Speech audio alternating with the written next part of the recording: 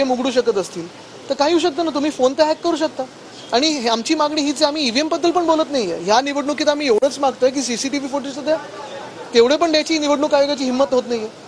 भाजपचे आमदार आहेत ती राजा यांनी काल भिवंडीमध्ये पुन्हा एकदा म्हटलेलं आहे की 400 पार जर आम्हाला मिळाले असते तर भारत हे एक हिंदू राष्ट्र झालं असतं. मला वाटतं त्यांचं जे पूर्ण बोलणं होतं आपण पाहत असाल, एक तर त्यांच्यात ताळमेळ नाही सगळ्या भाजपमध्ये. एक कोण काही बोलतं, दुसरं काही कोण बोलतं, एक बोलतं 400 पारचं नॅरेटिव्ह, एक बोलतं हे ते. मुख्य गोष्ट अशी आहे की आता निवडणूक होऊन गेलेली आहे. 240 लोकांनी त्यांना जागा दाखवलेली आहे. आमच्या देशात हुकुमशाही चालत नाही, मस्ती चालत नाही हे दाखवलेलं आहे. पण आज मूलभूत प्रश्न जे आहेत त्याला त्यांनी उत्तर देणं गरजेचं आहे. आपण पाहताय महागाई तर वाढत चाललेली आहे. ह्याचसोबत मुंबईसारख्या शहरामध्ये पाण्याचा मोठा प्रश्न उपस्थित झालेला आहे. आपल्या माध्यमातून मी लोकांना, कारण काय होतं प्रत्येक सोसायटीला वाटतंय की त्यांच्याच हाऊसिंग सोसायटीला पाणी कमी मिळतंय. कुठे ना कुठेतरी मुंबई महानगरपालिका खोटं बोलत आहे.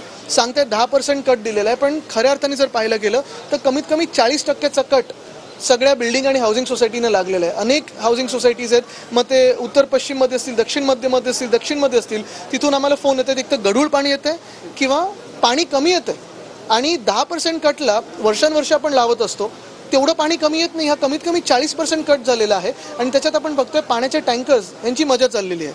मुंबई महानगरपालिकेच्या आयुक्तांनी खरी जी बातमी आहे ती सांगायला पाहिजे, लोकांना माहिती दिली पाहिजे की किती % कट लागलेला आहे. कारण ह्या देखील शहर चालवण्याच्या ह्याच्यात पण आपण पाहतोय की राजकारण येऊ लागलेलं आहे. खरं तर कट पाण्याचे 5% 10% वर्षानुवर्ष आपण एप्रिल मे हे लावत असतो, पण निवडणूक असल्यामुळे ह्यांनी लावले नाहीत. पाण्याची ते काय डीप क्लिनिंगमध्ये उधळपट्टी केली आणि आपण पाहतोय आता लोकांना प्यायला पाणी नाही. तर ह्या विषयांवर भाजपने बोलायला पाहिजे. एक संधी मिळालेली आहे, 240 जरी असले तरी सरकार बनवलेलं, त्याच्यावर बोला. भाजपच्या मंत्र्यांनी बोलायला तर भाजपच्या मंत्र्यांनी वेगळंच बोलायला लागले. गोपी सुरेश एकमेव आमदार खासदार आहेत केरळमधले. आज म्हणतात Indira Gandhi mother of India आहेत. काल कुमारस्वामींनी गुजरातमधल्या फंडविषयी टीका केली. सुरुवातीला सुरुंग लागतो का 3.0? बघा आपण पहा, आज इंडिया आघाडी 237 वर आहे, भाजप 240 वर आहे. येत्या काही दिवसांमध्ये काही महिन्यांमध्ये वेगळा खेळ दिल्लीत होऊ शकेल ह्याची पूर्णपणे खात्री मला आहे. मुख्य गोष्ट हीच आहे की जे भाजपचं राजकारण आहे, मग सगळीकडे वातावरण गढूळ करा, लोकांवर दाढी टाका, धमक्या द्या, जे भ्रष्ट आहेत त्यांना आपल्या पक्षात घ्या, सगळीकडे भांडणं लावा. आता आपण पाहाल की त्यांच्यात पण एक वाक्यता नाहीये. आणि तिकडचं देखील मला वाटतं पार्लमेंटरी बोर्डची अजून बैठक झाली नाही भाजपची. एनडीएची झाली आहे पण भाजपच्या पार्लमेंटरी बोर्डची झाली नाही बैठक. बरं, आणखी एक महत्त्वाचा मुद्दा की कोकणामध्ये महायुतीमध्ये भांडणं सुरू झालेली दिसून येतात. बॅनरवर रत्नागिरीमध्ये झाले, सिंधुदुर्गमध्ये सुरू आहेत. कसं पाहता याकडे? चांगले सगळे जे भांडणारे होते बॅनरवरनं, मग भाजपासोबत सगळे जे असतील ते एका बाजूला आहेत. आम्हाला कोणाला श्रेयवादत जायचंच नाहीये. कालची पण आपण जर प्रेस कॉन्फरन्स पाहिली असेल तर सगळे पक्ष, तिन्ही पक्ष, आमचे सगळे मित्र पक्ष देखील आम्ही हेच सांगत होतो की आमचा जो विजय झालाय तो जनतेमुळे झालेला आहे.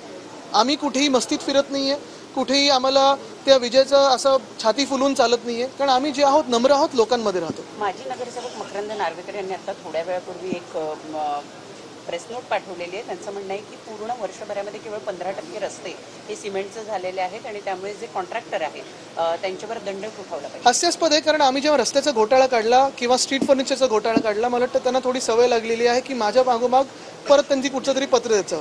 प्रेस नोट की नोट आता ह्याच्यात मी जात नाही, कशासाठी काढत असतात. पण महत्त्वाची गोष्ट हीच आहे, जर त्यांच्यात एवढी हिंमत असेल तर भाजपा हा भ्रष्टाचार करत आहे हे त्यांनी लोकांसमोर येऊन बोलावं आणि भाजपाने या मिंदे सरकारमधून पाठिंबा काढावा.